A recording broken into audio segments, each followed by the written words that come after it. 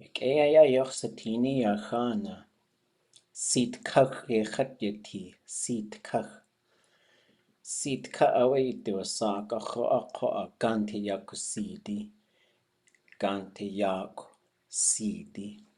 Yehas ayasak yak. Helk den hasaka adu ani sawe ko atak. Echoji shkat kwan. Hastu ani. Shtakhin adat aya. Ya atlein ko a. Ya Norway a dachrau has du llil go has. Yag has wutien. Ye awa atcha gud ya has du anikach. An kach chat wutien. Chosatin konach yik kakein gudats. Ach away ya ach llil go has samich sati. Ja, ach klar du klar de kinach sati, ach klar du ish, llingit sati, ach ish du ish, yubik ka English sati, ja, ach ish du klar samich sati. A joy ja ach llilk o has zu Norway a dach. Wan konin sach tuasaku o ja nach roichasaku dat. Ja, satin has du yukatangi. Wan kanins Norwegian, yoe utuasa, ja has du yukatangi. Norwegian kwagwal. Hechwasago has du yukatangi wasa. Has studesaku. Ye awecha satin kaa yake na at. Oh yake. Ja, Norway dale aya yutuasakwe kakin kudasi. Ye awe yo ach it would the she awe the honey. Sweden aya adachoe Sweden goe kutsati. Ausatin yada ya uski nakats ya ach kudasi kach. Oh yak awe kudasi. Khatka oh yak Yehoji in Sweden dacha we asai. A joech achwus wasa do sak. Yada adusa outlayech yakudas. Fialraven ye awe. Aka awe ach tu ye ke ach I outletu. Ya ade do sak. Ade you do sak ye. Ya atlein you getanke kutzatich. Tlakoe ach tu asaku. A yanach awe ach stuchal tu. Ja, Hawaii owe has du yukatangi. Konach awe kadan. Yukatank kadan. Ja, ach tu je ke kone has du in yukachtatan has du yukatangi teen. Chatsu a ja kekigi kanaskigi. De kina yukatangi stuchal tu. Ja, ach de kina chunkiantin. Johan ka ach tu je ke llingita yestu yil tu. Wan qanin ach tuas go wujin ach tu la ati. Ye awe kin gisti ha ina kawanig. Just leil qaq inach. Qannach awe ke guchlitzi llingit tu yil tu. Llingit inach qa. Kellultzi. Kellultzi cha kanna aqawe atkhilla yechi. Aqa qanne yak gitlaq. Eqa awe. Ye awe wan qanin leil qaq inach. The kata the data we ha yukatangi. Wujin yukatul atki. Wan kanins klachit ich. Gled kak in a kwal kelketain awa team. Das away, that jachsa. Klingit rinach ye awe konach yeke. Gulchisha edisa achi. Yiji yesaya a kak gwanig shukwa aya. You two I guess a good year watani, Klingit rinach. Chadasa da. Guk.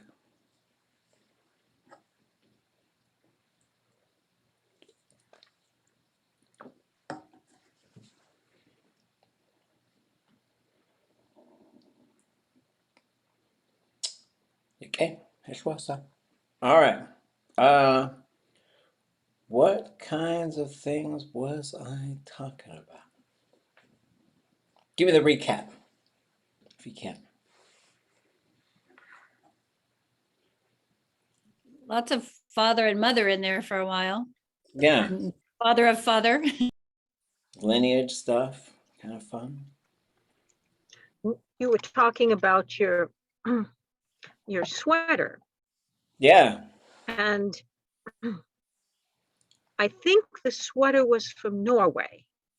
And there's something about Sweden in there, but I didn't quite catch whether you were in Sweden or someone from Sweden was talking to you and you mentioned it. you can. And the brand is the fall raven, fall, whatever that is. I know it begins with an F and an R. I don't know the name. Yeah. Okay, go ahead. Séet Ká on the channel. Yep, that's the name of Petersburg. So I'm in Séet Ká. That's the name of it. I start out by saying the name of Petersburg. Chime in if you got more, or we'll get to the sweater thing. And I said it has another name. Anybody catch what the second name was?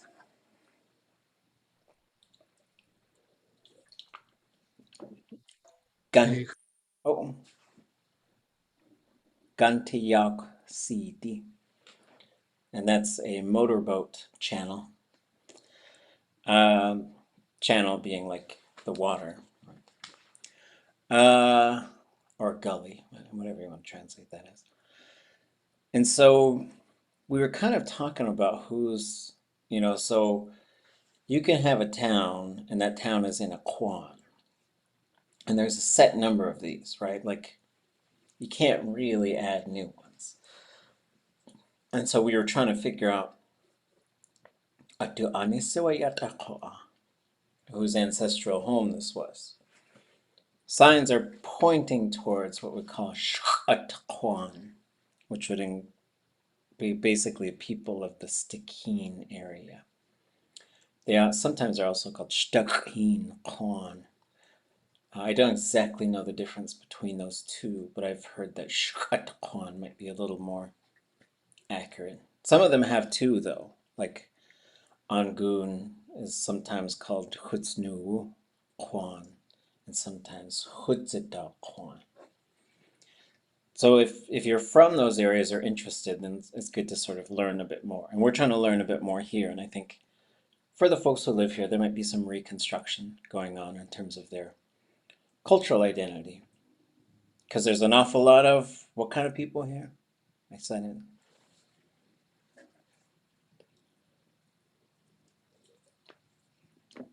Norwegian people. And maybe somebody was a little grumpy with me today. Sometimes I'm not good at reading people. But I would say they weren't nice. How's that? So there was a project, I'm going to sidetrack here for a second. There was a project a few years ago that I was really happy about. Alaska Airlines got in touch with me and said, we own airports at Petersburg and Wrangell and Yakutat, and would like to say it's good that you've come here and Tlingit and make a sign that says that so people can see it when they walk from the plane to the airport. I was like, oh, amazing. Can we do that in Ketchikan? They're like, well, the city owns Ketchikan Airport, but we own these ones, so we'd like to do that. And so I remember, and we made them. It says, what would you put on a sign that says, it's good you came here at an airport in a small town? What would your suggestion be?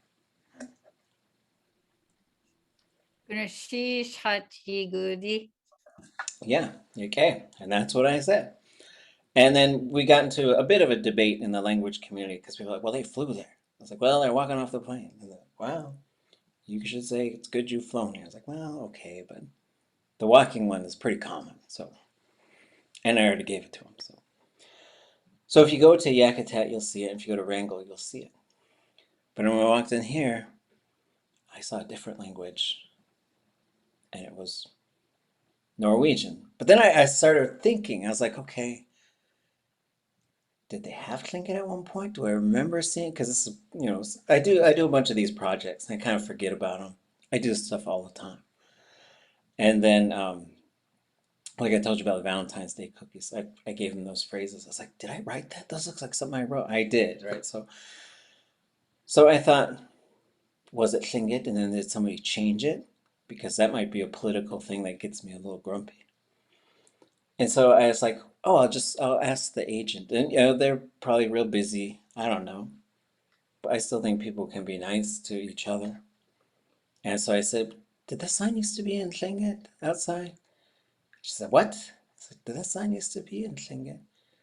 It never was. And just the way it just, and maybe I was looking for something to be grumpy about, but I think I'm gonna.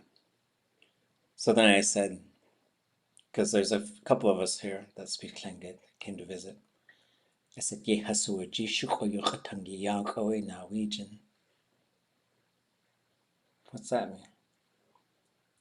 Anybody know? Ye hasuaji shukoyukatangi yank Norwegian.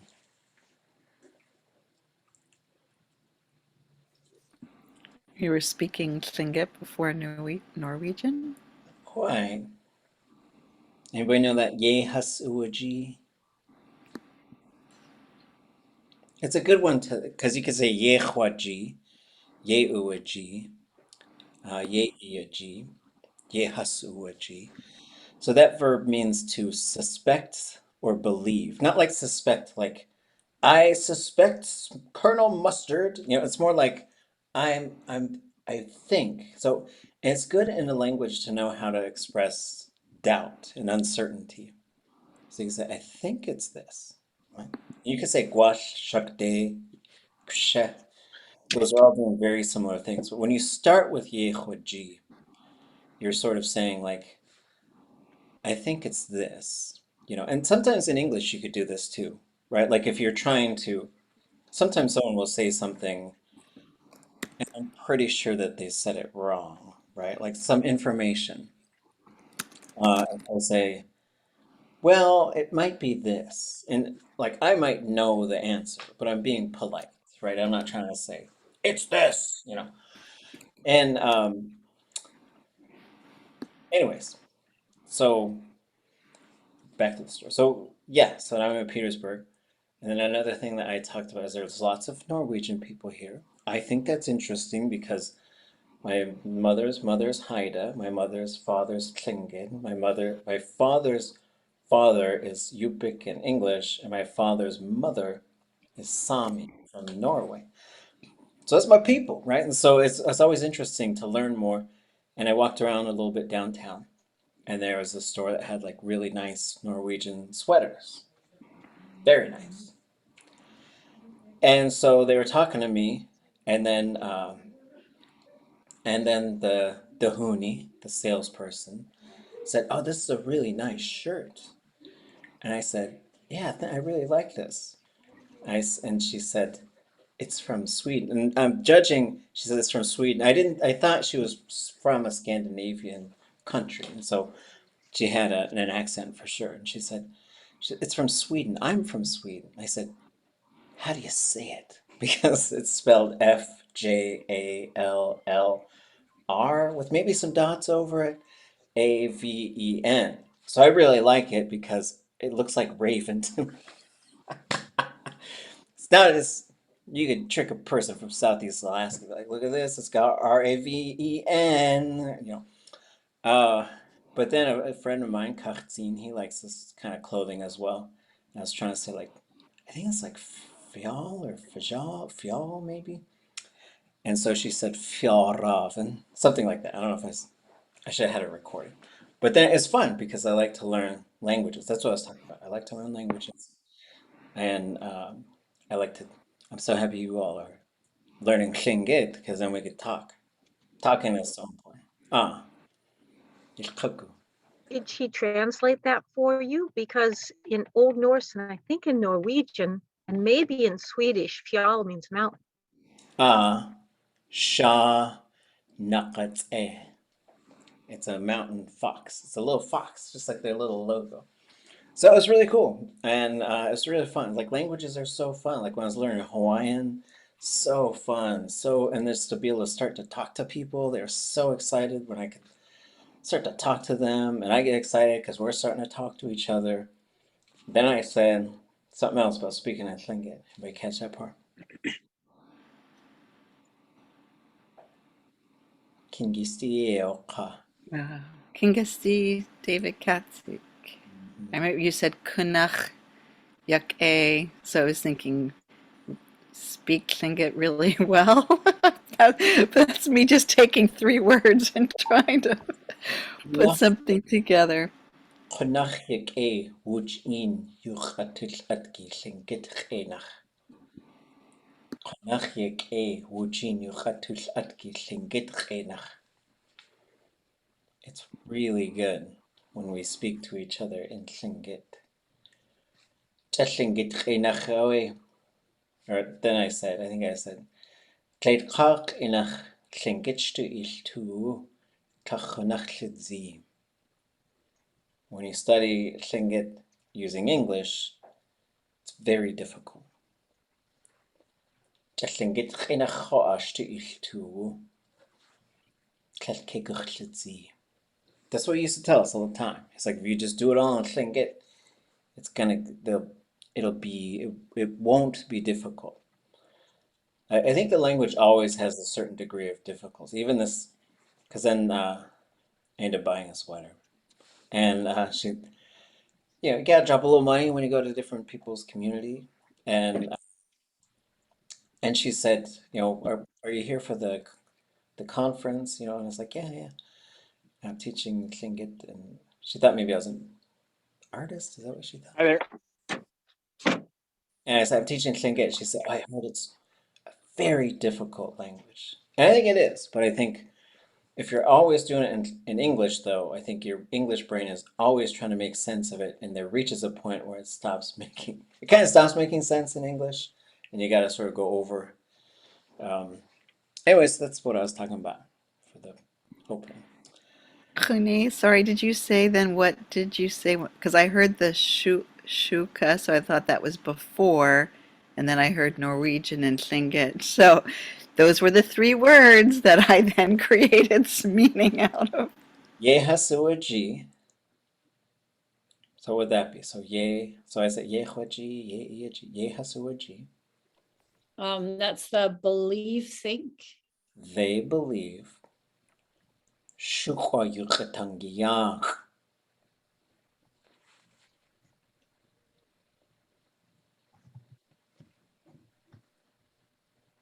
The ancient or the old language here. The first language here, Norwegian, was Norwegian. But I said that because that person was grumpy with me. So then I was going to. Sometimes when people speak Tlingit, we'll just go and complain to each other about what's going on. Especially because, I'm pretty confident I could walk around here and people won't understand what I'm saying. Not that I'm saying anything bad about people, but, it's just always interesting. Okay. Could you put the 2 words for Petersburg in the chat? Mhm. And is there a word for, what is the word for grumpy? Oh, I think it's tuahink. Hold on, let me find it. But where they're at too, it's a muskeg, so I think Tlingits would have picked across the bay better, like solid land. Yeah, it's not the most. It's not the most Tlingit name.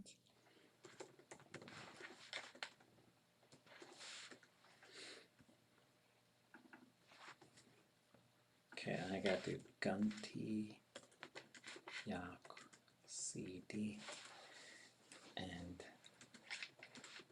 Chune, could you also write the Yekwagi? I don't think I wrote that correctly. The I think. Oh, there. No.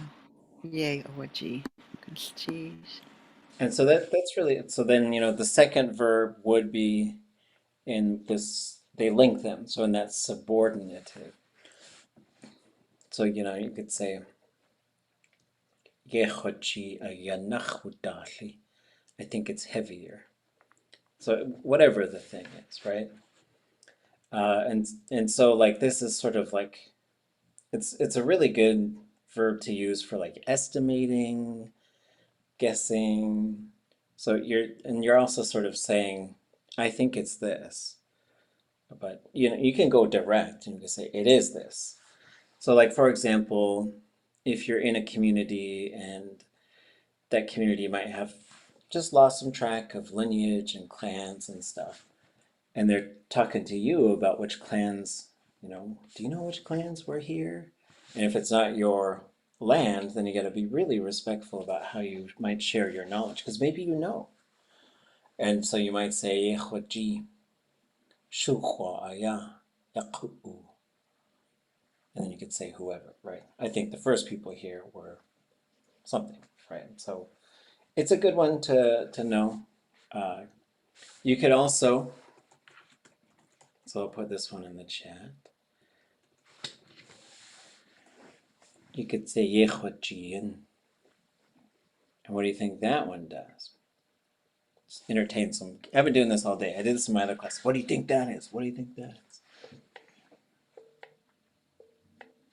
Have we talked about that little suffix that's on the end of that?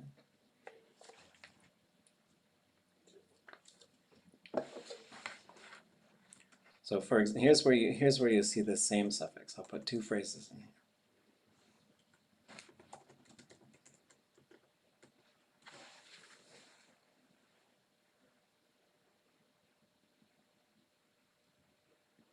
Oh, it was. Yeah. Like used to be. Used to be, yeah. So if you said Yehwajian, how would that alter the meaning? I used to think. Yeah, right. So you could use that to say when you thought something, but then you figured out what it really you learned, right? So you might say Yehwajian. I used to think it was like this, but what you're saying is you were wrong, right? So okay. Hune, Ah, maybe this is for, I don't know if other people are interested, but as I was texting you today with words, how would I say, like, we have these new tapes that we put on the gecha, the violin, and it's like a green triangle, a red circle. Um, and so I was even thinking when you shared Kawat, Kawat Yachyati, and then we were like, if it was a brown, Katsakwat. And in my mind, I was trying to figure out how to piece that all together to say, touch the yellow square, the blue triangle. And the kids love that triangle is upside down carrot. They love that so yes, much. one more phase to it, right? So has anybody heard the phrase Kindertuchen? It's, it's a compound phrase, so there's parts in it. Kin, what if you had kin, da, un?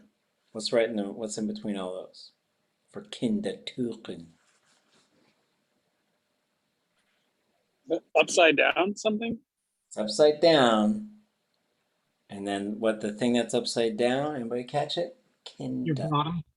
What's that? Your bottom. Yep. It's butt up. So it's a butt up carrot. That's the name for a triangle. It was named by Kehinuk, John Martin. Yeah, and so to say, and sometimes when things start to get pretty long, like if you're gonna say, touch the green chair. So it starts to reach a point. So you would say, atsh would be touch it, right? But you could say, kayakjait sh, touch the chair. Nadakt sh, touch the table. Those are pretty straightforward, kind of short nouns. But if the noun phrase itself starts to get long, and it's got a verb built into it. So if you say, su yachyati kayakjait, And you could still put that suffix on there. But I think it starts to get long. So you might say, atshe, so you could just kick it to the other side of the verb, and then you put that at and ade, adach, ach. A lot of times it'll do that. It'll just sort of say it. So you say, touch it, the green chair. Touch it, the red triangle, or whatever the thing is. That's what I would suggest. And then you could also, it could go the other way too. It's like the nap, so you could say, so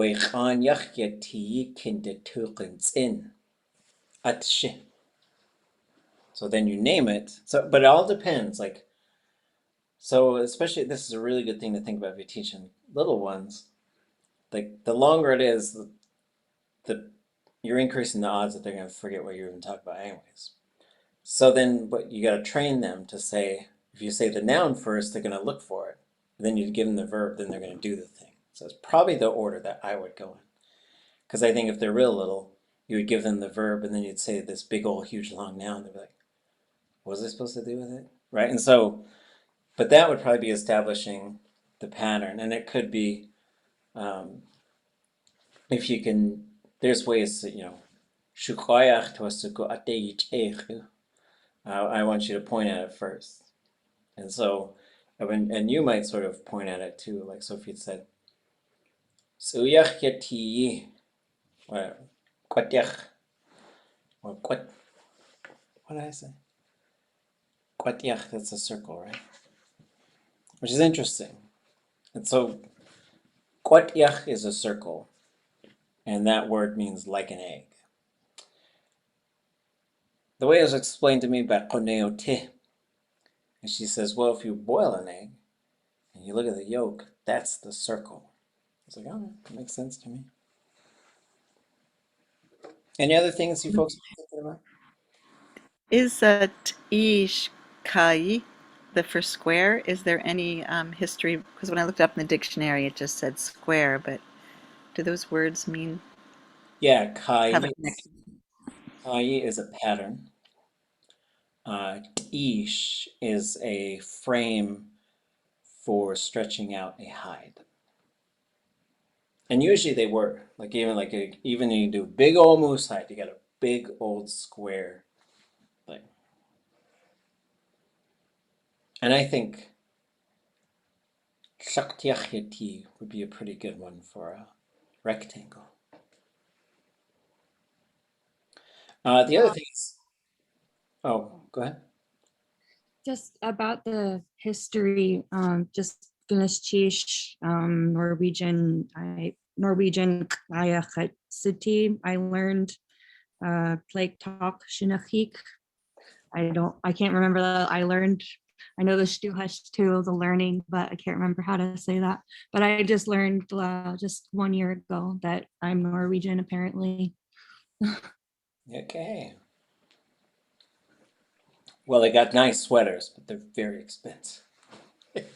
I don't know anything about their sweaters, but I just know my family used to live in Iceland a long time ago. Wow.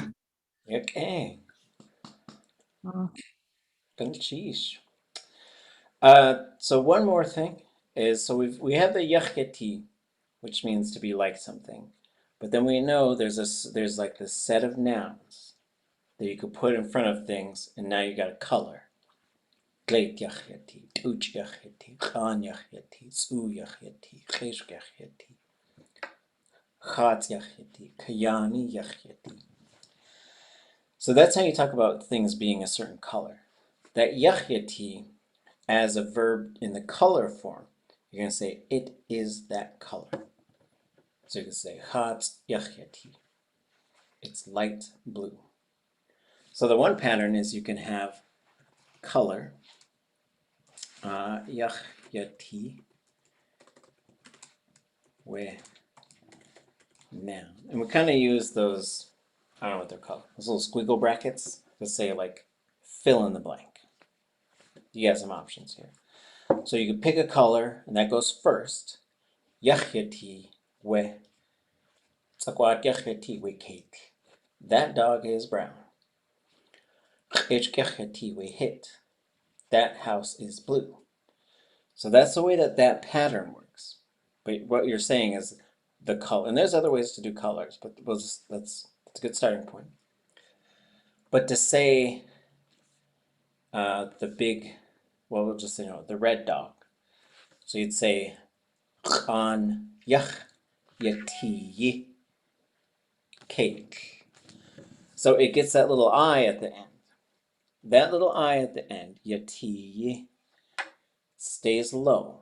It follows all the rules of that other suffix we learned, the possessive suffix, which that possessive suffix is kind of a very similar one for a verb. That's the relational one. Like it goes low to high or high to low. But this one is called attributive, and the reason why it's called that is because it turns the verb into an attribute. It becomes an adjective. So it always stays low. Follows all those same rules, but it always stays low. So it's important. But then if you say like yak yi ka, udzika yi cake, right? So you got a good person, a lazy dog. That's why you say ʼaan yati cake.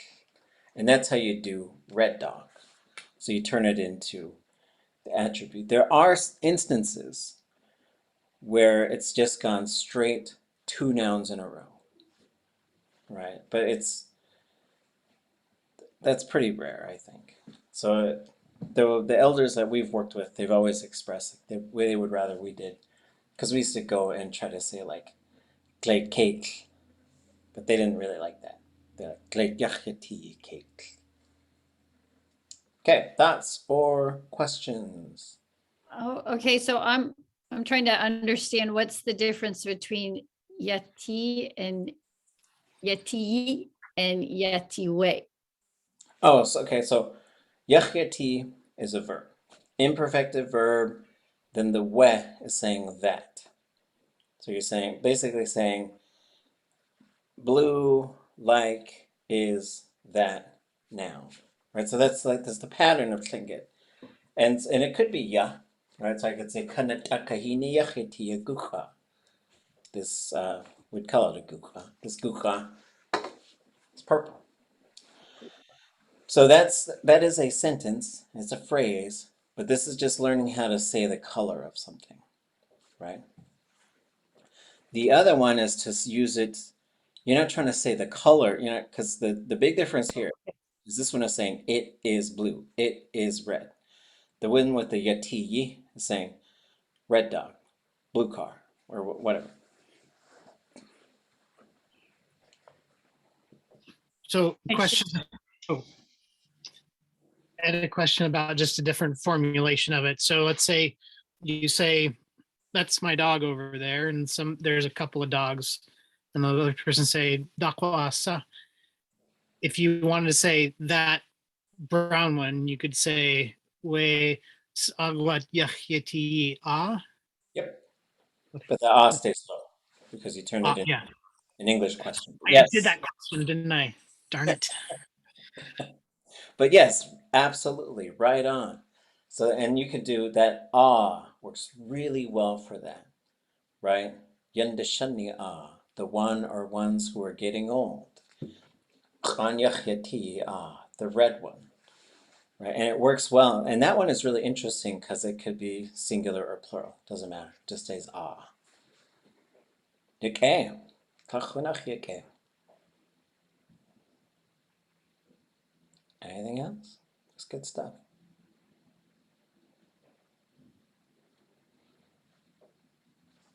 Okay, we start reading this story in the Little Ice Age, I think. Seems like it was quite a while ago. And so this is Yéil, Ká, ʼaan. And so we'll do a recap of where we were, which also includes, and as we translate it, feel free to ask, because I remember I was going through and marking stuff up because we were focusing on these direction and location things as well. ʼaan qallaqu itach awe. Kallaya sa'a iti yebuti. Illingit ʼaan ikach. Chaltakatat qaye wuti. Yaqan. Kash ayaqan atuye utiyin ya as kaya wask. After this flood, there was nothing remaining on the world. But every single thing was on it. Let's call it light. This fire, there used to be no fire inside the trees and the bushes. Anything you want to talk about on that page? Well, there was nothing remaining on this world, but every single thing was on it. That's complicated, and I'm lost. Is this when they were high above, like alpine line maybe, and then it just was less, there was not as much vegetation? Yeah, so I would probably say, so in the context of this story, so this is a Raven story. The order of the Raven stories usually goes Raven and his uncle. Raven is born, defeats his uncle. His uncle is the moon. And when Raven defeats his uncle, he gets angry and floats up above the world and floods it. So it's basically saying there was nothing left, but everything was there, probably under the water, which is maybe just inferred, right? But yeah, it's really interesting because that's from the Shadach version. He's a complicated thinker, so sometimes he would say stuff like this, like there was nothing left, and everything was there. All right, okay. But I think that's it. It's like the water covered everything. So I think that's what he's probably getting at. And so this is different than the flood that the people lived through, right? These are different, many, many floods. This particular one has to do with the moon leaving the earth, flooding it deliberately. Because if we go back to that story, which we probably haven't even covered in this class, but when the Raven book comes out, you'll be able to see them all. And if you go look on klingitlanguage.com, you can get the whole Raven book in the draft form. Like I'll put it for our class tonight so you can see it. But yeah, so Raven defeats his uncle as the moon. So this is when Raven was born, way back, way, way back. And then so the moon goes up and as so there's plenty of versions of this story, and a few of the storytellers would say everything was a slave to Yaqisqulqayq because he would always threaten to flood the world. So everybody would do everything he said. No, but Raven beat him, but then he did flood the world. Anything else?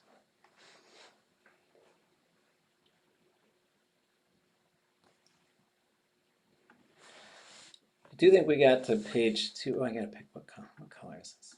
Hold on. Copy that. So let me show you all the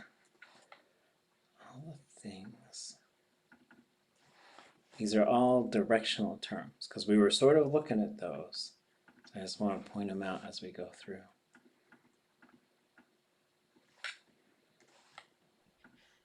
Do sometimes directional terms go before and after, or is it always one or the other? Well, it depends if it's part of the verb. If it's part of the verb, then it goes right before. But it sometimes can be like not really connected to the verb, like they might say, way over there, this thing happened. But if it's saying like it burned off, now that has to be built in as part of the verb. Okay, knalchish. Oops. And then I think I was doing these. Nothing there. Okay, so then I'll go through here and just do a little show you what's there. Who, that one's there. And then this one is. Okay. I'll read this one, then we'll get caught up and then we'll all take turns. reading one sentence at a time. Clldasa ach akugan. Cwnach cwllachid shan achu ayakach datin. Wytach ai. Adaqin awe yandaqin awe tle Yéil. Cwdseqach chaach. Chaach nasti awe saqona ye uwagud. Nothing burned at that time. It is really dangerous when it is stormy at that rocky point. What's that? Short, long? That is. What do we got going on? I must have been making notes. Okay, I'm just going to get rid of these notes. I don't know what they're doing.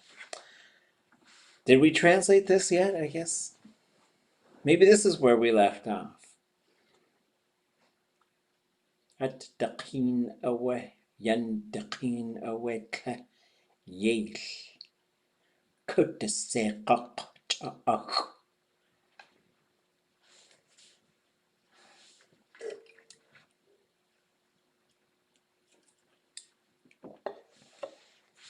Anything you recognize in there? I'm gonna go find all the other stuff that we don't.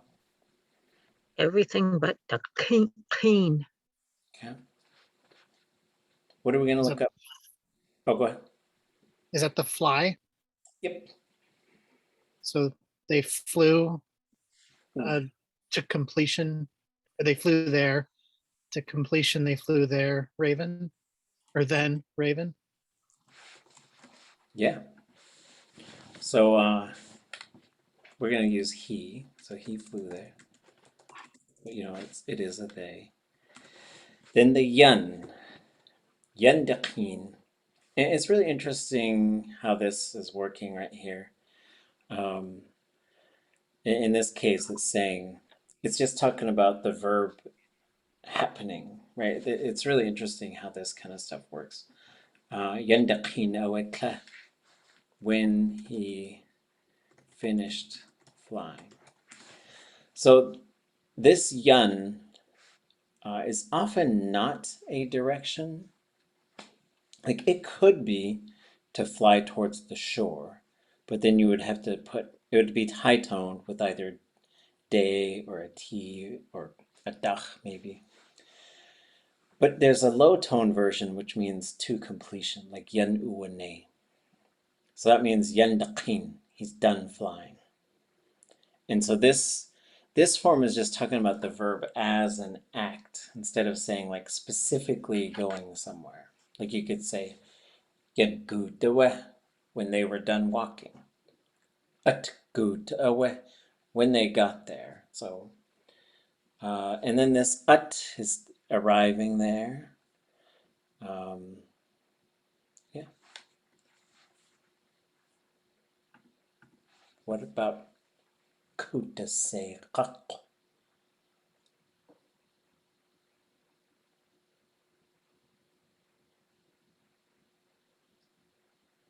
What might we look up there? This one's a little tricky. That's a verb. I'll give you that. But what might be a little different about this one? Any predictions? That's a Yéil. Is the a suffix? That is a suffix. Qaq is a suffix. Yes. So you were right, and then we just gotta grab the rest of it. So as we look at this, kuda, that sure seems like a prefix, right? So you start to really like make these predictions, and let's just go see if there's anything for Séet Ká. And we're gonna go to our favorite book, the Verb Dictionary. We're gonna go to the S's, and it's right there. Ka de seqaq. So a two-syllable verb root is very rare. They do exist, and this one has a suffix frozen on there. Now there's a rule here about putting suffixes on a certain type of verb root that'll make the vowel change. Anybody remember what kind of thing that is?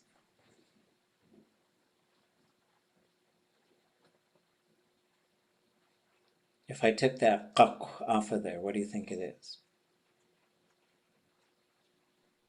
Saw. Saw. The A verb, the A vowel, that's the end of the verb root. If you put a suffix on it, it'll change to EI. If we go down to saw, this is going to get wild. Okay. I was in Séet Ká a few years ago listening to a tape. So someone had done a bunch of research on Tlingit. They weren't really a language learner. They're interested in more cultural stuff. I had a Tlingit language teacher in the summer of 2000. 20 years ago. His name was Ken Austin. He had been recorded. He was quite elderly, living down in Seattle at a veterans hospital. Here's what he said. So there's a body part right here at the base of the neck that's called sa. When you put it onto a verb root, or you put it on the front of a verb, you get sa. Like these verbs like sachwa'ach, I heard a voice. So what he's saying is those are the same. You get the sa because it means a voice or the base of the neck, because that's where like kind of your vocal cords kind of come out of there quite a bit. It's also a verb root, which means to breathe. But it's also a verb root that says to name something. And what he says when someone's born, you're supposed to give them a name. And when they have a name, now they can breathe life into that name. So it was a very cyclical type of thing between naming, breathing, and then resting or being out of breath. They all come back to the same verb. So it's really interesting. So we see it down here, to rest, but that means just to be breathing. It also means to be alive. And so it's really wild. You can sort of really move around. And then this, when we say to regain your breath, this qaq means to restore something. It's not a very common suffix, but you will see it around. The opposite of it is aq. So a high tone A, K, underline K, W. And so you see that one for like to remove things. Like let's see a verb to remove. I think it's under there. No. Maybe it's under. Oh, here it is.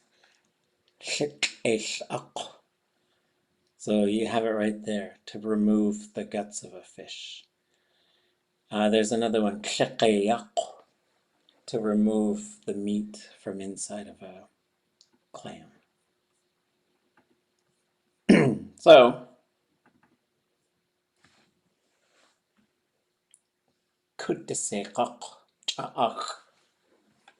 what do you think, translators?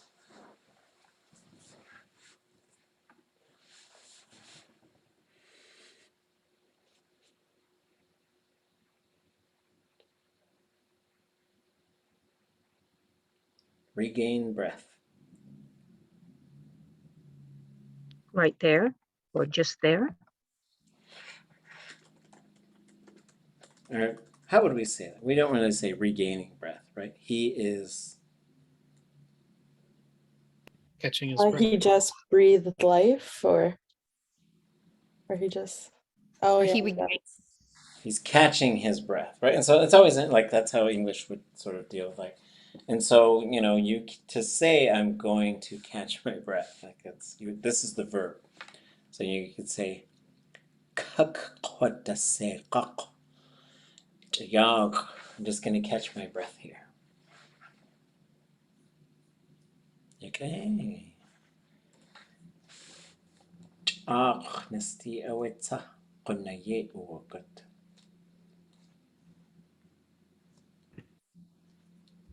Is that the long ago chow?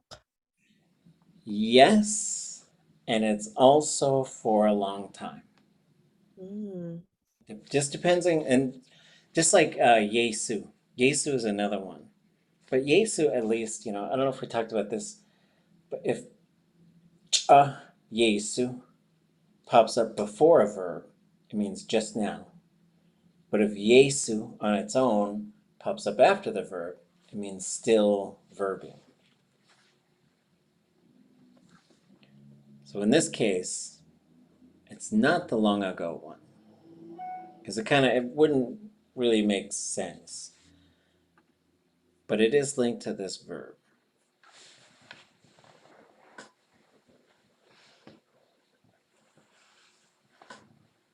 Any predictions on this one?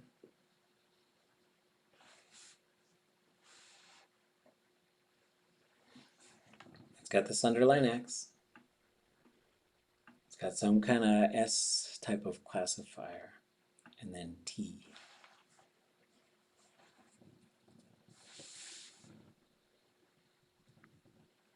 For being there for a long time.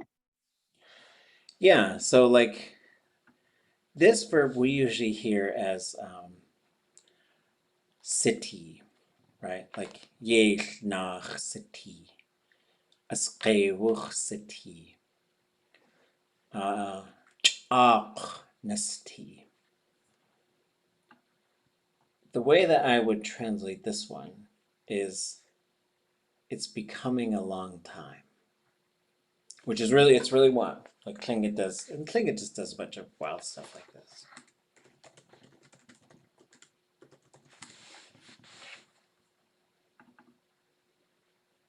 And then what about that part? The away in this case just provides a little bit of space between thoughts. Something's going. Yeah. So the uwagut, we know that one is going. What about qunnaye, Beginning. beginning? You can hear that as qunnay or qunnaye. Is the the be sure not to ta? It is kind of like that, but it is a little different. It's sort of in this context, especially when you could say aqa awetsa, or in this case tsa. It's talking about an order of events, and usually it says only after this thing did this other thing happen. So it's usually saying what kinds of things happened first. So like, especially when you hear like aqa awetsa, only after that, this other thing. So in this case, only after it is becoming a long time did he start to go. But then and this is sort of like, again, like in this translation zone, which I think does help to show us like how does the structure work, but then we got to rearrange it for English, which would probably say only after a long time did he start to go. Something like that. Right. There's gonna come a time where you're the translator, and then you get to make the decision. And sometimes it's things where it's like, yeah, it could be this way, it could be that way. I kind of like it sounding this way.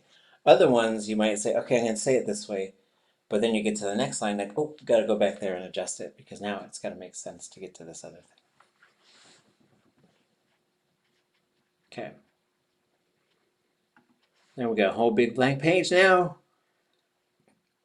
Must mean it's time for a break. Any questions before we take a break? Y'all doing okay?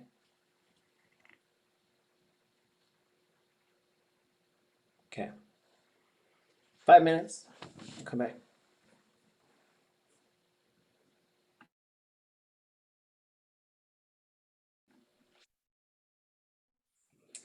Ishkatnik ilqa ʼaan. Achtuasaku yisaku. Qoltegi inka khonika qaatsi idika konik. Atuk itachaya yashkalnik. Kityanai. Kaski. Qa shaldang. Qanachaw ishkalnik tzatich hasvusatiyan. Kaski aya. Chukin shah. Kityanai. Chukinidi. Shaldang. Qakwidi. So I took these are kind of three versions of the same story threaded together. So I really like the way they all tell it. And then there are certain parts that I really like. And so I just sort of put them all together. So now that we've caught up to where we left off in this story, which is probably last semester, the way I'd like to do this is to have one person read a sentence. So there's the sentence, there's the end. So read up till the end. So there's 3 sentences here. And then we'll all collaborate on the translation. And there's some of them that I'll probably just give them to you because they're just sort of these things that once you know them, then you sort of know them. But okay, who wants to read this one?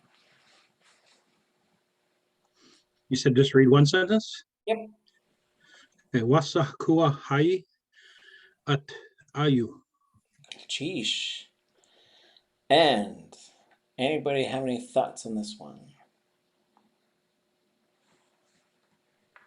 Where is it situated at? That's Okay, really, repeat yeah. it. Kawaha is really interesting, but I would expect some sort of guksa. And this one is a little tricky too.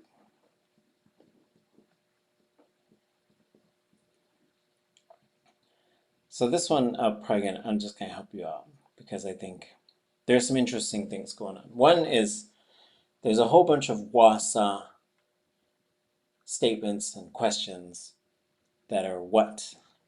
And there's most of them wasa is how, but there's a whole bunch of them that are kind of what.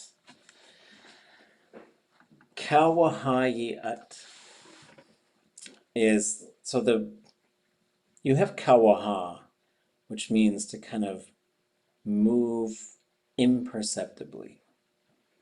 And so you'll see it for a bunch of different verbs. And it's got like, if you look in the Lear notes, there's a million different uses of this verb. This is one of those verbs where you put a whole bunch of different things in front of it and it starts to change the meaning. At is a thing. Kawahayi at is a strange thing. That's really what it means. And you'll see it now and then.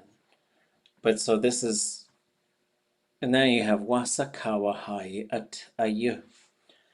So when you're putting wasa in front of it, it's more of a dasa type of a question. So this is where, Lingi has some like movement back and forth. Like you say wasa atwune. And the way you would translate that is what happened. But there's another wasa, which is sort of like how did it happen? But it's really talking about like what happened. So it's kind of interesting. So in this case, if someone said wasa kawahaye atayu, I would translate it as what is that strange thing way over there?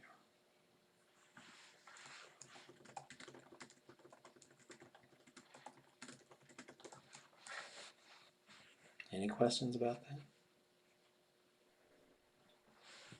The kawaha is the same.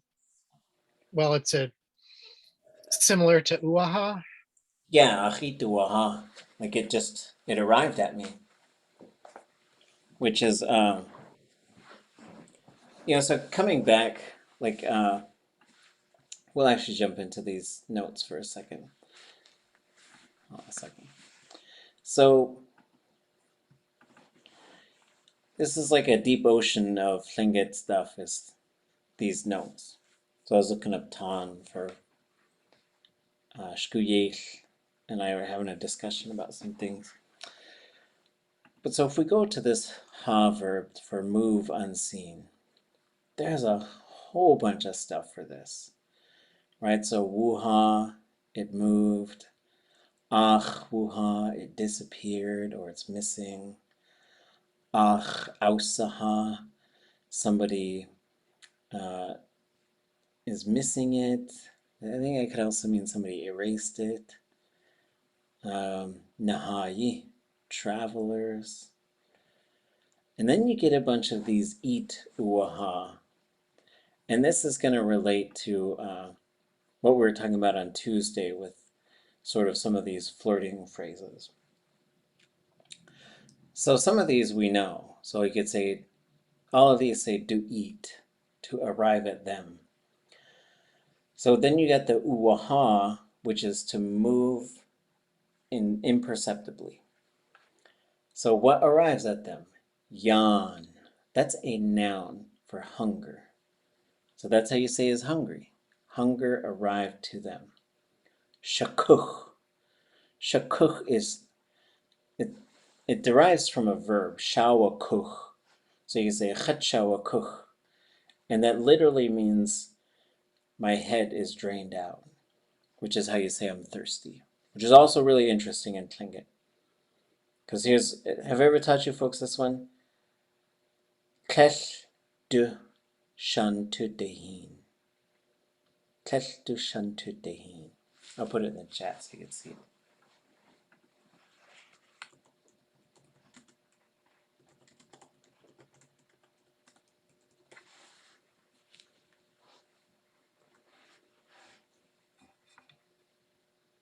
Anybody ever heard that before?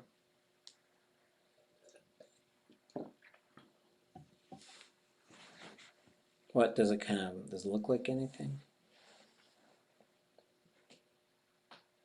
Any predictions? Yeah, we learned it. We learned this one in a play. So a literal interpretation could be like, there's no water in your head. And what it means is, for some, I guess the English equivalent would be stupid. So it's not a nice thing to say. So be judicious about how you say it. So shakuch is a drained out head. So I think in Tlingit logic, like you gotta keep yourself hydrated to stay smart. So in this case, yan, shakuch would be thirst. Shuk is the verb root for sipping. I was about to say it's sip because you'd say do eat. Yeah, If you were right? going, So like sipping has arrived to me. And that's how you say they want coffee. Because you sip on it. So like for in here, like the sipping has just sort of become synonymous kind of with coffee. Ta is in here. You get ya built onto it, which is kind of interesting. Because ta is the noun for sleep. But you get do eat yatawaha. And the yata it gets attached to the verb in this case. Do eat at uwaha is something arrived at them, which would be like something with like the eyebrows going up or whatever, right? So there's one where the at has special meaning. So as far as the flirting and what the flirting sometimes leads to is stuff like this, right? So you could say achit at uwaha. And then there's a related term, which is at saku. And I'll put that in the chat. So I learned this one from Kasech Selena Everson, because I said ach tuasaku, something ach tuasaku. And she said, did you say atsaku? I said, no, I said ach tuasaku. Why? What is atsaku? She said, that's sex. I was like, good to know, because I'll make sure I don't mistakenly say that. So other things that can arrive. So these next three are nouns, but they're kind of short versions of the nouns, I think, at least of two of them. It is short anyways. But here you have do eat.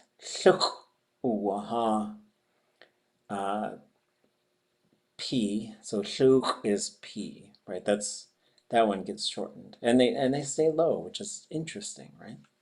Shakuch, I would expect the kuch to be high, but it gets low because it gets Richard Downhauer used to call this tone stealing, which is something I don't fully understand. So, but sometimes things will get, the tone will get lowered.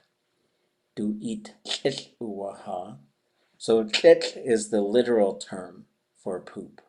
So you could say gande nagudi is the, I would say, I'll put these in the chat too. It's a rich chat tonight. So Oh, do eat fish, but you can say do eat chwasuaha. yeah. And so these ones are getting more, I think, intense, and in some situations, this is some parallels with English, right? Where you've got like, I'd say gande nagudi. The English equivalent is probably doo-doo, right, or something like that. Maybe. And then hot is more like poop, and shit is more like shit, right? So just like in terms of how they're going to hit in the respective languages, I think those are pretty good parallels. So for example, if we don't know each other very well, and then I might sort of point and we're on a trail, and there's somebody don't clean up after their dog, then if I saw it, I said, "Ho, kandinagudi, kish a kach." So there's poop, don't step on it. If we knew each other real well, I might say, "Hot, wait there, adat naga, walk around." And then the short form is klik. And so, but when you come back to how to say these things, a similar thing, you could say "Kandikakpagut," and it's a polite way to say, "I'm gonna go to the bathroom." You don't say hot in terms of linking it to a verb. That's kind of on its own, it means like a mess. But you could say "akkwatlit," but that's getting pretty on the nose with the thing. But in turn, I think these are useful though. There were some elders when we were collecting these phrases who were a little uncomfortable with these things. But when you're like raising kids and stuff, sometimes you need to have those kind of literal, just saying the thing. Okay, but you got a whole bunch of these things. So kuaha, and so you can go through these and just sort of look, because at kuaha, the time has come. Yachkuha, seasons, right? Do eat kuaha. Eat kuaha. It's time for you, like we're playing a game and you're not paying attention. Eat kuaha, it's your turn. That's also something that Nora said to me, because like Nora was the classic best translator, she was so good. And then there was times when I was working with her one-on-one and I was translating, I said, "What does this mean?" And she'd say, "Eat kuaha. It's your turn." So she wanted me to sort of work on it so she could see where I was with it. Yeah, so there's a whole mess of these, like just a whole bunch. And so you can scroll through here sometime and just take a look, to rub it off, to erase it, to get a stain out. Yahai, that's where that one comes from. Shadow, soul, reincarnation, picture. Yakkoheeku, that's where that one comes from. These are all linked together. This one has the ak suffix built onto it. Wow. Kutrianaha, that's where that one comes from. All the same verb. It moves too much. That's what it means. Sewaha, for someone to lose their voice. So there's the sa that we talked about earlier today, built into that verb. Went off where nobody could find them. Gathering. To miss someone, to remember someone, to send something by mail.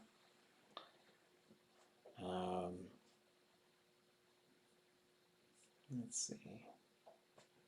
Yeah, that's probably enough. Okay. There's more. We'll get back to our story. So in this case, it's a strange thing. Just remember, kawahayi'at. There is kind of a funny part. So Raven was living on this place called Dekinu, which is, I think they're called Hazy Islands. And they're way out west of Prince of Wales. And he wanted to have a ku'ik. And he wanted to invite everything to the ku'ik. When they all started showing up, Raven's wife, she said, why did you invite every strange thing into here? Okay. Next line. These are fun. Khataya. Ah. De ki de do a teen. Just that one or the next? To the end of the sentence. Okay. De ki de do a teen. Anach ke akakanje with on. Sheesh.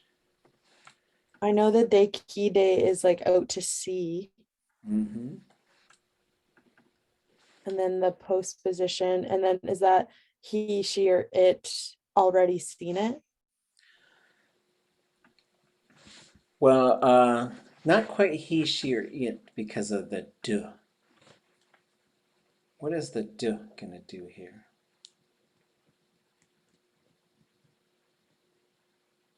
Like you're gonna say do a sock. People saw.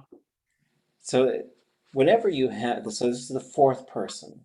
So it kind of depends on the verb. And it's either gonna be it happened or people did it. Or do it, whatever the tense is. So in this case, whenever I see do a teen, I usually say can be seen.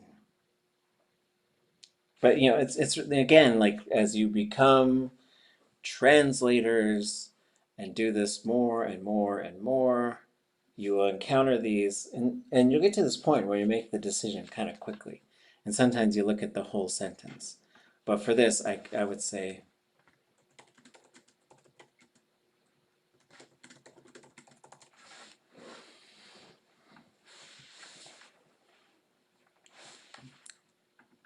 now we have, show you the parts, because we're still just sort of, we're working on translating. We're also working on spotting some of these things and how they get put together. Day key day, way out to sea.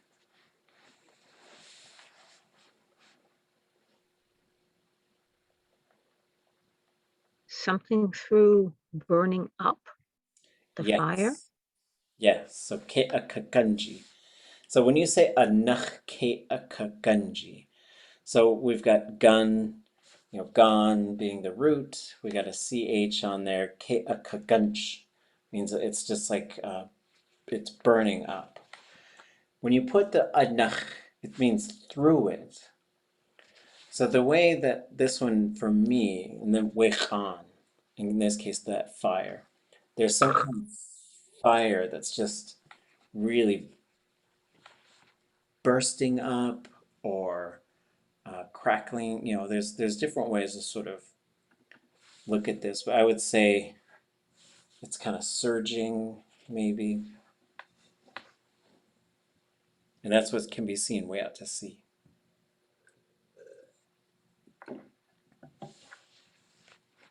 Maybe I'll say fire bursting up, or maybe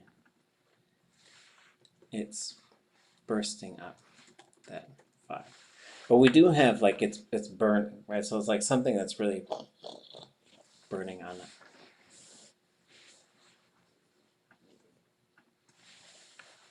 Any questions about that one? So is the G on the end, is that a suffix? Yeah, the J. So you get, The J, yeah. yeah. So let's see.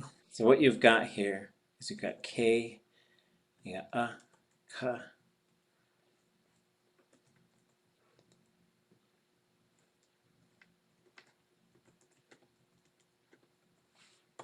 Those are the parts. Okay, so it's okay.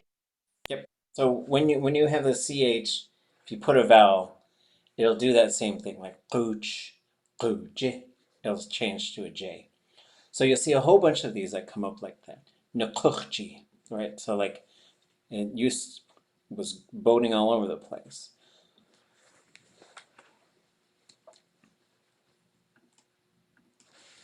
Okay.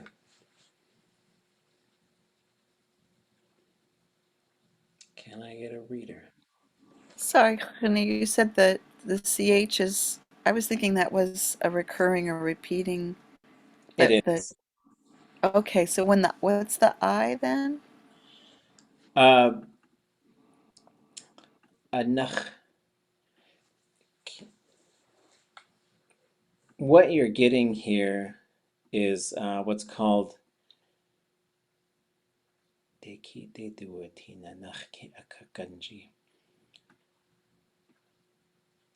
it's linking to this verb right here.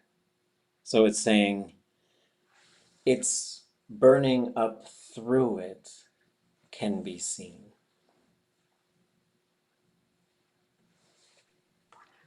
It's either So, or it's turning it into a noun. I don't know.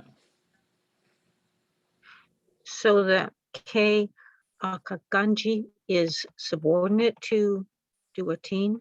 Yeah, I think so.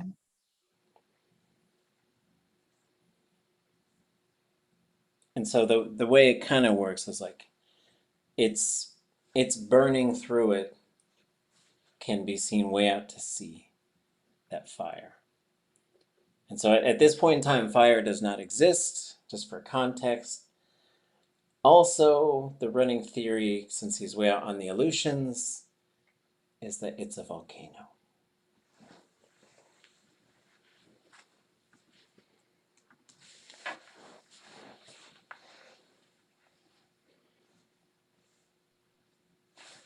Chat aya Jeez. aya ya yidat yu tekinach K Kaganji ʼaan aya ya yande asa he ya yande. Jeez.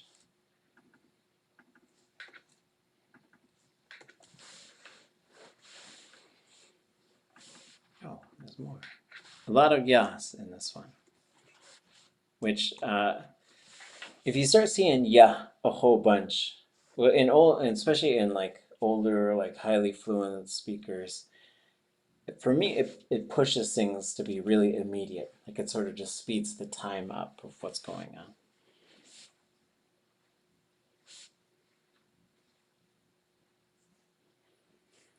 This one, K kaganji. In this case, this isn't tying it to another verb, but this is turning it into an adjective. K kaganji ʼaan. It's a fire that's just really burning, like popping on up.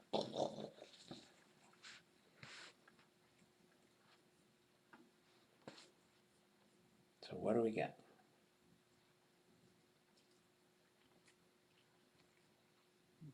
Right now,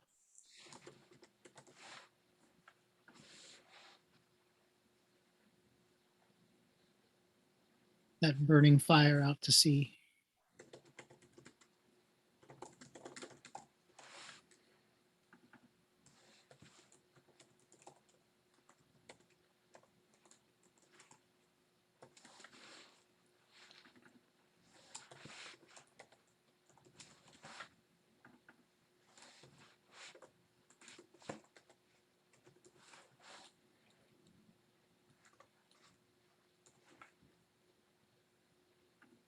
What about asayahi?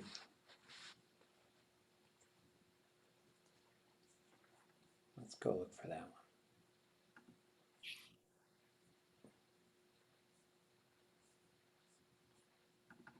So we're gonna go look for hey. Let's see what pops up. Oops.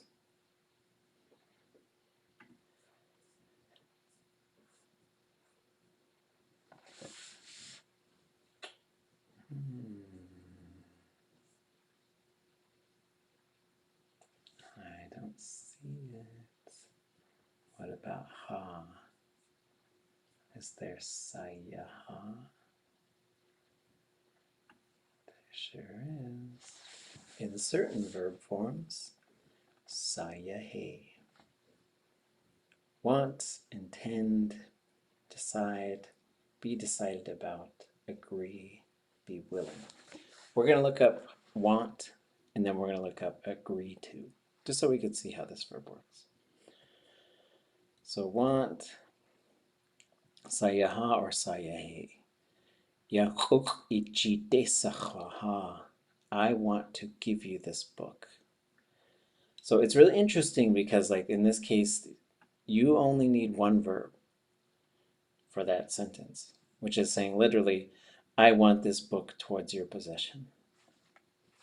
The rest it works. It doesn't always need that second one. Aduch sa saheyi keiji litsu. Whoever wishes for this, that is, approves of what is being forward, raise your hand. Whoever wants it, raise your hand.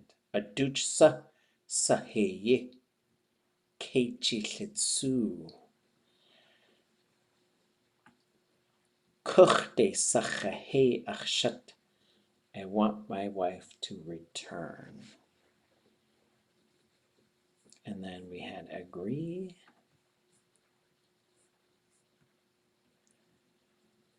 Achtat shechat sewaha.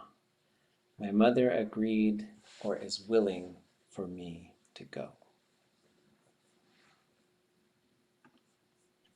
Ane, Ah, is the sa a form of se, voice? it becomes sa on a verb. But yes, it's the same. So there is something about voice on there, and then going back, so these are other things we could do as we go back to that verb root.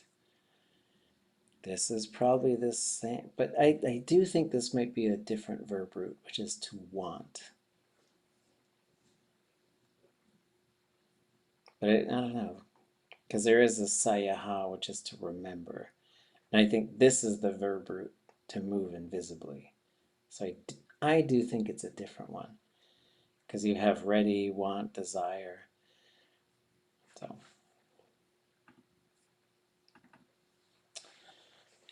Okay. Ayaya datudeki nach kek ganji khan. Ayah yayende asaya he yayende.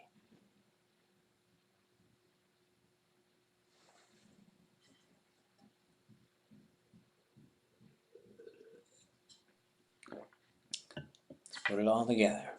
What do you think? He wants to come ashore. Yeah, but what does he want to come ashore? It's just been named, right? That fire. Yeah. That fire wants to come ashore. Well, it's not the fire. Like, so, and these are, again, like how these, like, if we got to kind of go back a little ways. So there's this, Right? and then Yéil, once he's been named, right? And this usually happens early in the story. Unless it's specified, everything's probably him doing it. So I would say,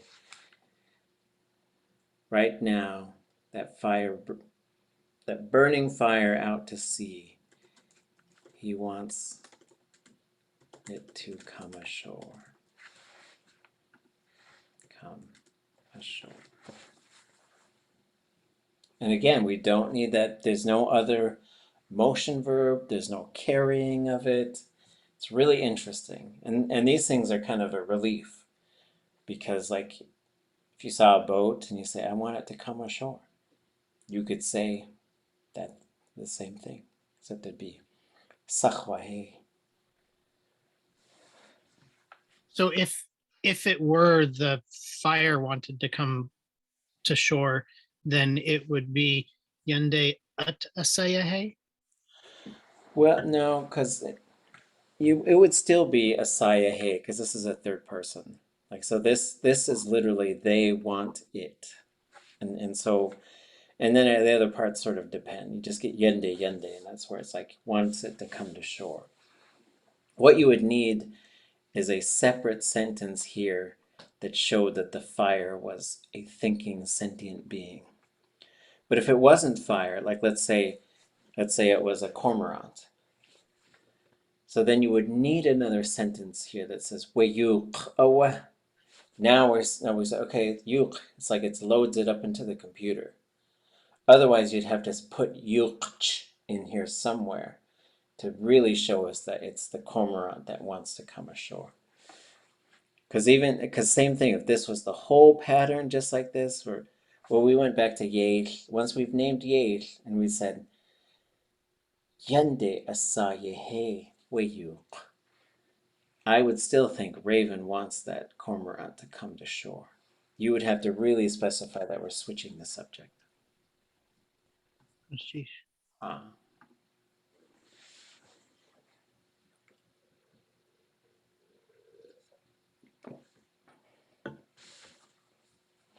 Okay.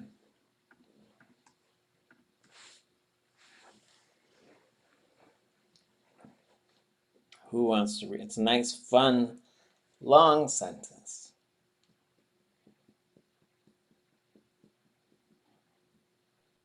Awa to hate at hunt awa uguch. All the way, keep going. Oh, whoops. It's okay. Ne. You deki de koshedak idakin. Yuch an ach jinach yan ya yasek. Or wait, yasayek. Sheesh. It's dekide.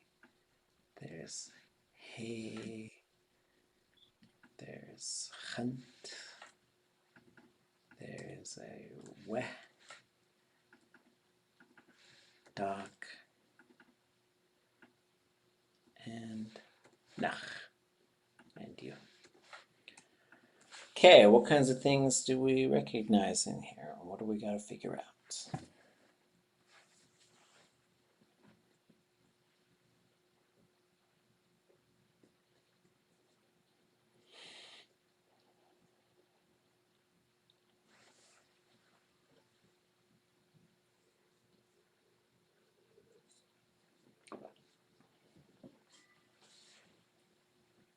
Do we recognize anything? Oh wait, so again. Again, hate odd haunt. I think a haunt a good. Say what I can't remember what that was, but gooch, would that be hill? No, Or this would be, there's gonna be this. oh, the verb. Okay. Or like uagut, like walking or going towards. Hunt Yeah. is how you'd say this, but you got hunt ugutch, like keeps doing it. Right. The ch is the repeating. Yes, it's either, and it's repeating, and in some cases it's habitual, and its meaning is sort of determined by what's around it. It could mean does it every time, could means used to do it, and it could means like does it is doing it a whole bunch. Kind of depends on the context. For this case, I would say a whole bunch. Hate ot is a variation of hate Anybody know what hate is? It's like yat wait hate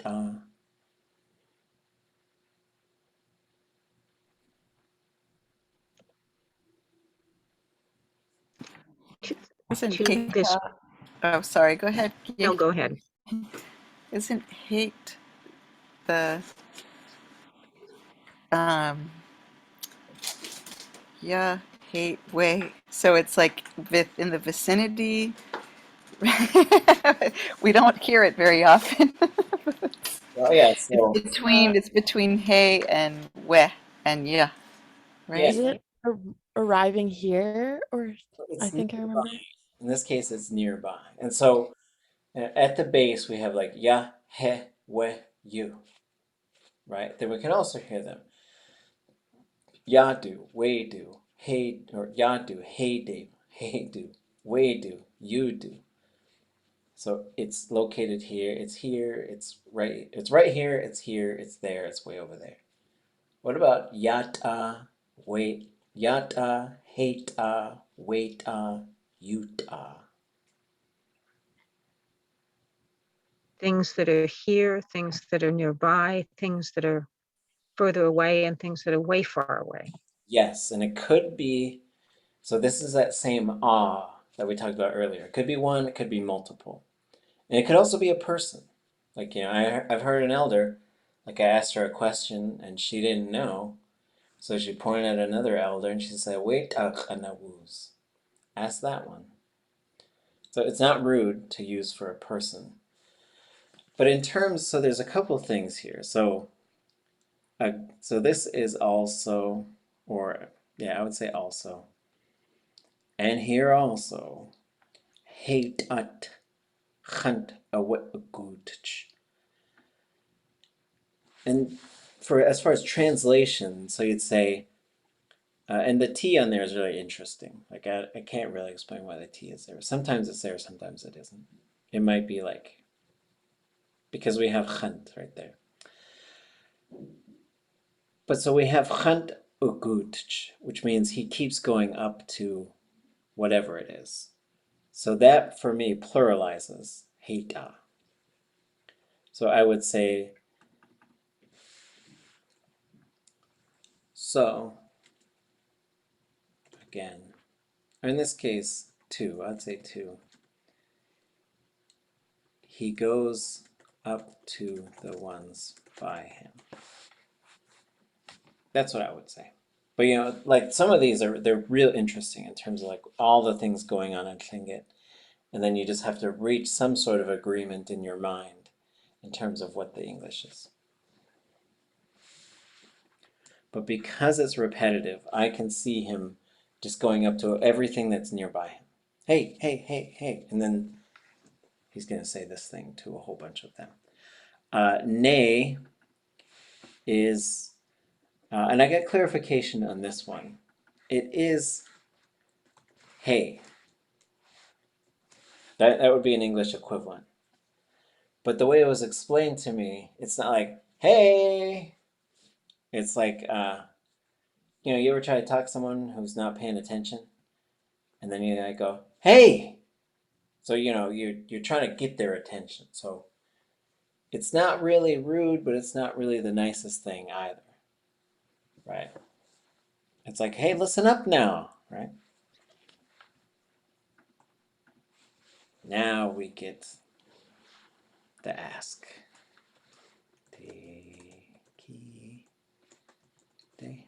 Oops. Let me open up the chat.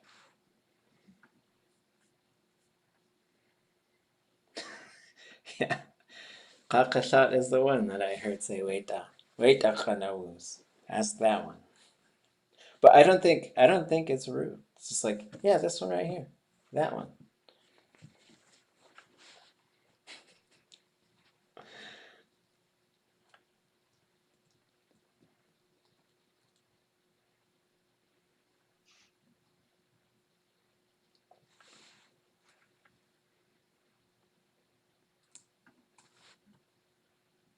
What about this?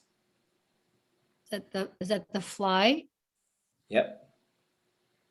And in this case, it's a command. Fly. So if I said dak itaqin,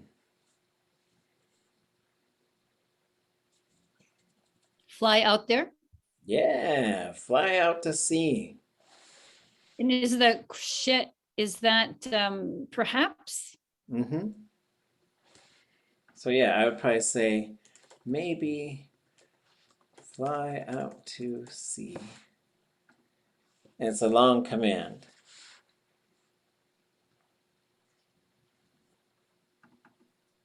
Renee, Ah, is crochet in there because there's some doubt as to whether they will do it, or is it a way of softening the command? it's kind of, I would say it's a bit of a trickster command. So he's saying like, hey, maybe fly out there to sea and bring that thing back so I can have it. Kind of like instigating a little. A little bit, yeah. And so I, people might say this, but I think you could put eh in front of it. That would soften the command. Be sort of like, oh, if only you could go out there. And that's really just sort of saying, it's like sort of like if you sat there and you're like, oh, I really wish I had a candy bar. And you're really just trying to get someone to go get you a candy bar, but you're trying not to get bossy, right? Oh, if I only had another cup of coffee. Right. But you're just trying to, and again, there's people playing tricks sometimes. Renee, Ah, I had the kwasha is in your words of encouragement. We've been teaching the kids eat kadashi kwasha. mhm. Let me help you. So how does the kwasha work there? It's saying, perhaps let me help you. Perhaps let me help Right? you. So Okay. that's saying that, so, let me help you. Right? So it is getting a little, and it kind of depends on the situation, right? So like, if it's my kids, I'll say, which is also saying like, let me help you, just let me help you out with it. But if I say, and it's sort of saying like, maybe let me help, then I'll wait and see. And usually you're kind of waiting for a response. Let me, sheesh, and you go help them. Hey, Twasa, what's your good luck? I got it. Maybe I'll get it. Okay, let's look up Kachish. this yasayak. See what we can find. Back into the books.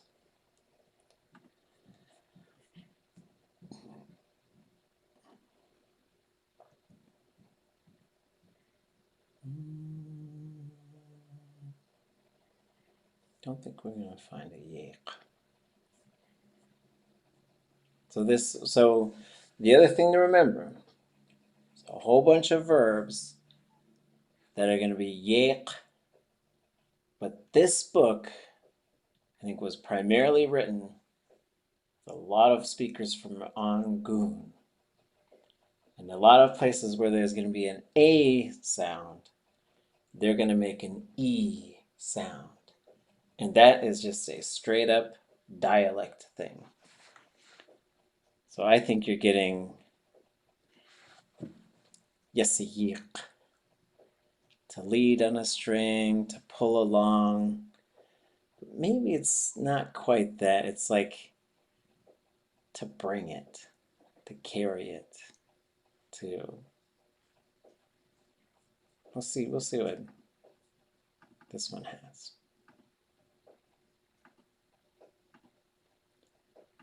So again, we can look in the yays, but we're not going to find anything. If we look in the yi, we'll see drag, yank, pull. So we get awayik, ayik, marking. Maybe that's not it.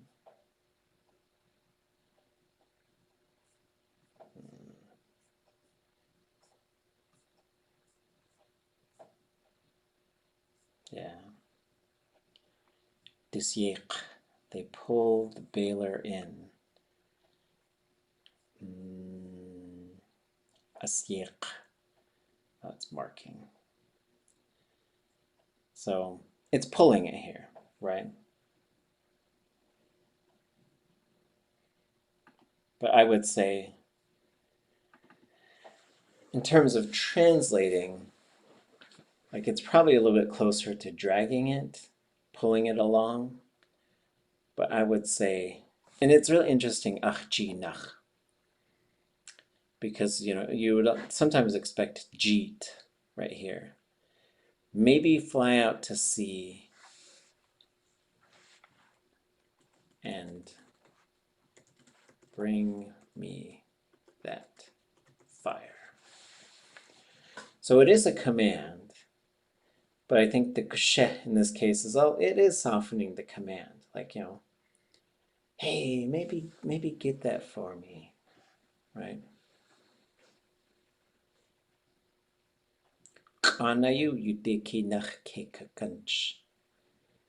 The fire that's burning way out to sea. Hada kleshade.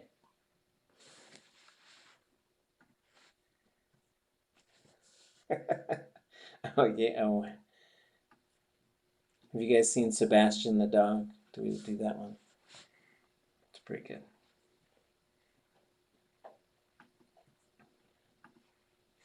Okay, so I'm gonna say that fire burning out to sea. Or maybe bursting up.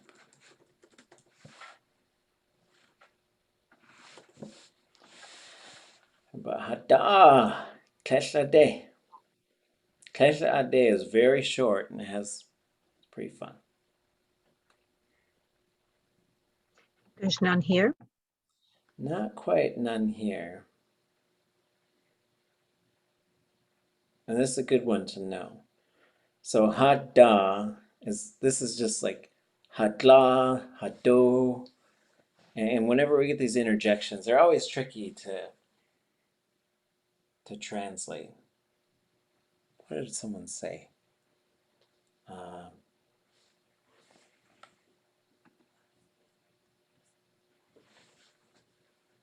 Oh yeah, it's carrying it in your mouth. Yeah, what? Sheesh.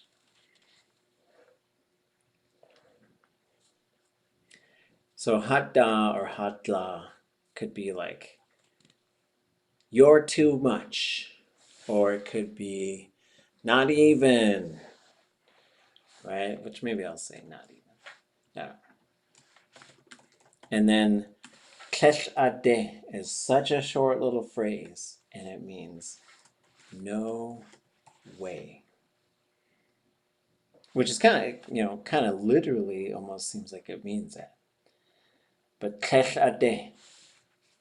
So, someone keeps hitting around, give me a candy bar, make me some coffee. Kesh ade. Or H. No, you do it. Okay, last one, and we're out of time. Kesh achtoa ashko kayuyan duskage.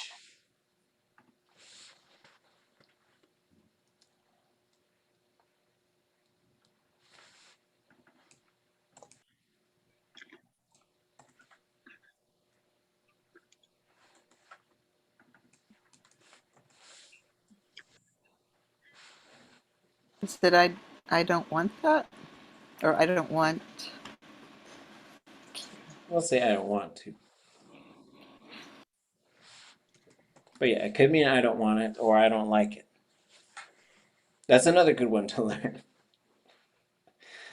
Learn how to say no. Kayuyan diskage. So here's another one. So this. That the K in good? No. Oh, that's an underlined K. Never mind. Page. Yeah. No. Ha. Do. Yeah, once we pull that suffix off, it's going to revert back to that AA. And so we would get, the form we probably see this a lot as is, Yéil.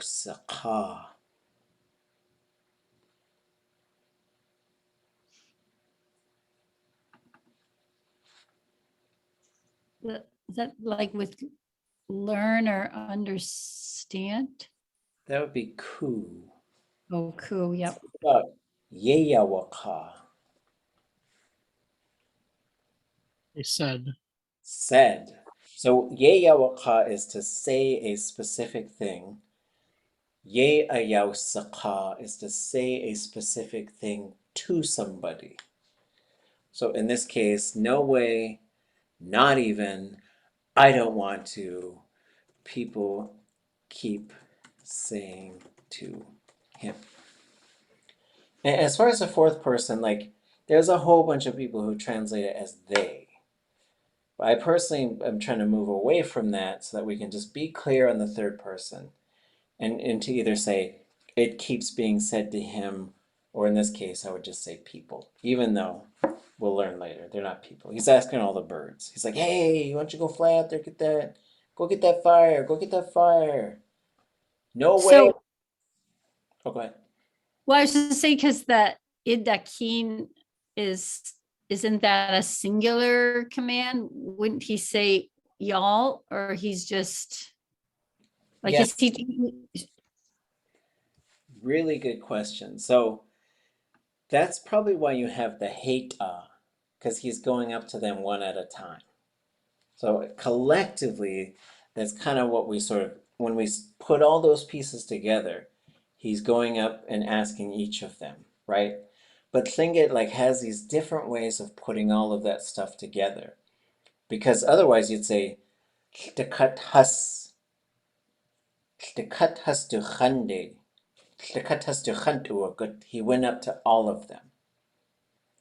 And then in that case, since they're birds, you'd have to change the verb. And then he'd say, you de ki de kshe dak kaitli yich. And then that's how he would ask. Or kayitli yich. That should be it. Maybe why don't you all fly, because then they fly together. So there's a bunch of things. So verb being singular, having hate up there, and then that's, so he's sort of going up kind of one by one. And there's different ways you could really specify that. Séet Ká would be one by one. But in this case, like there's a whole bunch of things that collectively signal that he's going up to them individually and saying, hey, why don't you go fly out there? Because that's how the story goes too. It's like he starts asking all the birds to go fly out there and get the fire to him. And they're like, no way. And then, well, next week we'll see what happens. Gonna cheese you, hon. This is really good work. This is really high level Tlingit. It's also a fun story so that you'll have it once we're done. Let's see. What do you folks want to compose sentences about?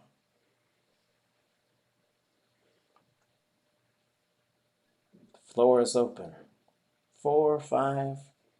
Elizabeth Pratovich Day. Yay.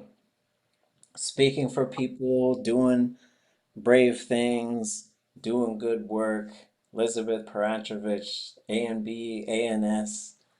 There's your sort of realm of things. We'll start class with sharing sentences. Highly encouraged to give response, even if your response is only a single sentence, just so we can get used to the idea of talking to each other. Okay. Gunnach cheese klein, ukecha. Sheesh. Cheese. Sheesh. Sheesh, Lakaruhan. Ukecha. Sheesh. Yakin. Yakwati.